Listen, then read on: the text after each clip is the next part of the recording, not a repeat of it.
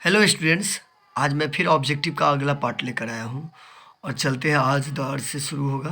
तो हम देख रहे हैं अर्थ क्या है, शॉर्ट स्टोरी है। और द अर्थ जो लिखा गया है वो एच ई बेट्स के द्वारा। तो यहाँ the prose piece the earth is written by H E bets.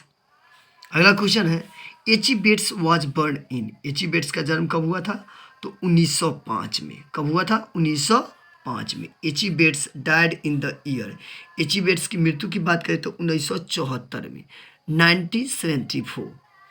आगे बात करते हैं। अगला question, H E Bates belong to. H E Bates कहाँ के रहने वाले थे?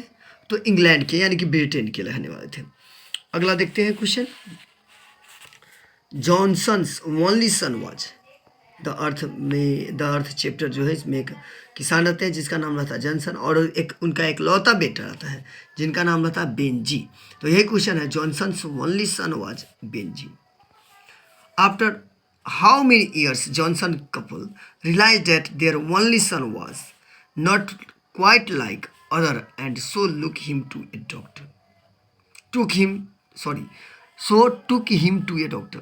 कितने वर्ष के बाद जॉनसन को ऐसा लगा कि उनका लड़का, उनका बेटा किसी अन्य अन्य लड़कों की तरह नहीं है, और उन्हें डॉक्टर के पास ले गया। तो 15 ईयर्स, यानी 15 ईयर्स।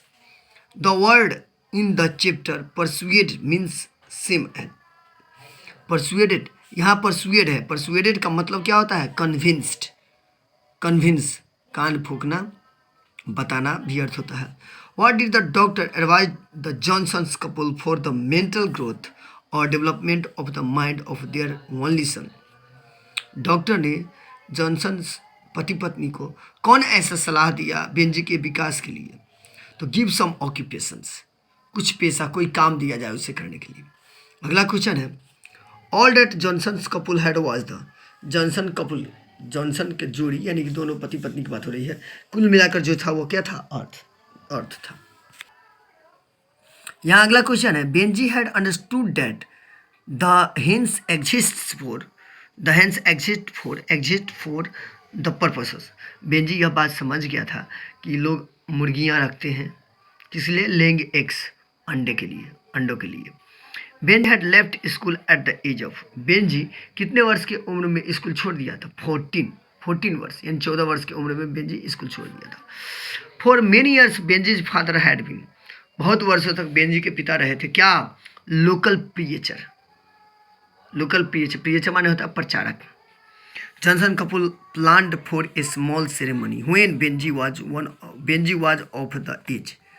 जॉनसन और उनकी पत्नी दोनों मिलकर एक सेरेमनी सोचे थे, एक समारोह करने का। कब? जब जॉनसन जब बेंजी कितने वर्ष के हो गया था? तो 21 वर्ष, 21 वर्ष के जब एक बेंजी हो गया तो बेंजी के माता पिता यह सोचे थे कि एक सेरेमनी किया जाए।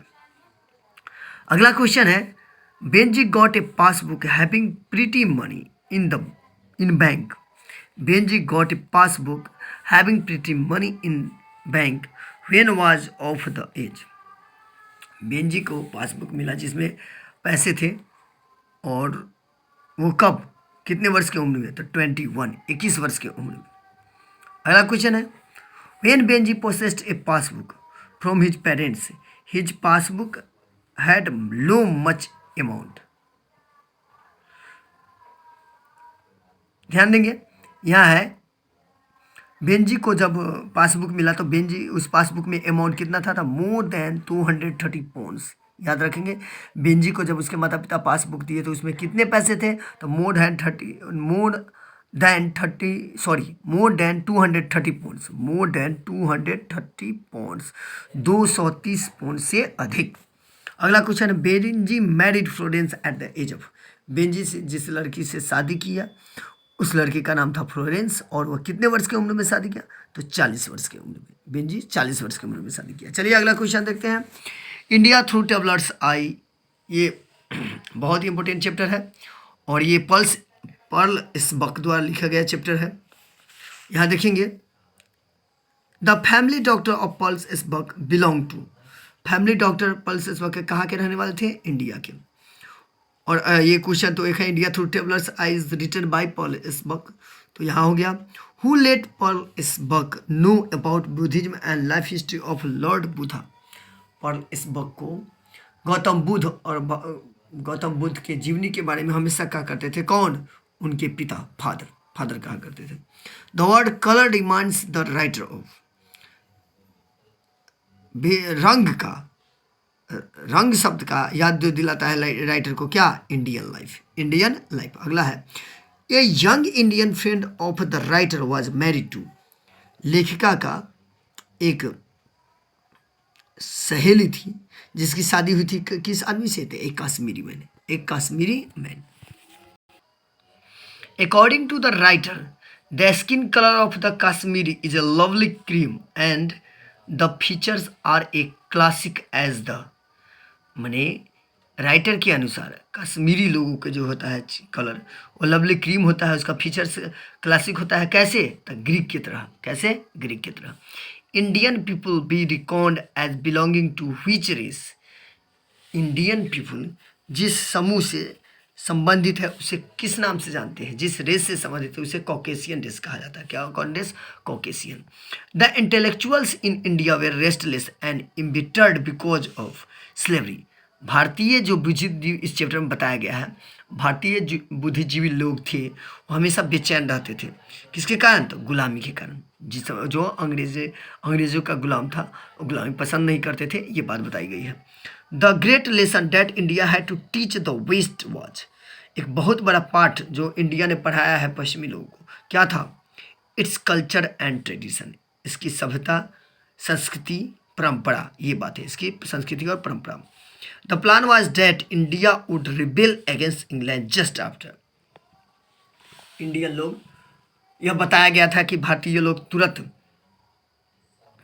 विद्रोह करेगा। किसके बाद? तो द्वितीय विश्व युद्ध के तुरंत बाद अंग्रेजों से विद्रोह करेगा। कब? द्वितीय विश्व युद्ध के तुरंत बाद। एक क्वेश्चन और आता है, कम माय बिलव्ड कौन लिखी हुई है? तो पर्ल स्बक, जिसमें भी इंडिया की चर्चा है। चलिए आगे देखिए, ए मैरिज प्रपोजल, ये बड़ी इंपॉर्टेंट है।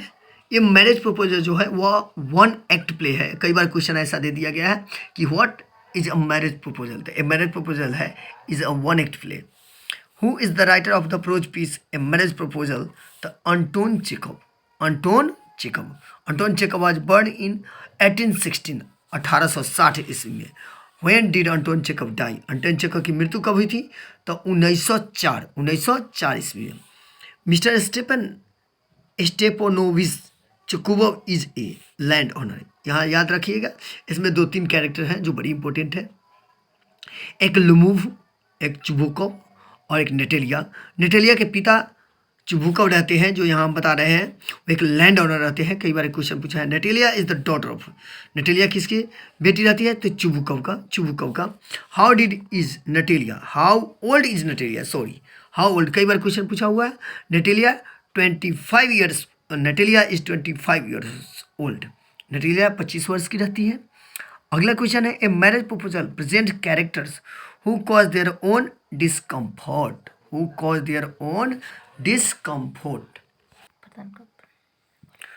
तो विद्यार्थियों आज ये मैं समझता हूँ प्रोज आज मैं समाप्त कर दिया। फिर अगले वीडियो में हम पोएट्री का ऑब्जेक्टिव लेकर आएंगे। जब तक के लिए धन्यवाद।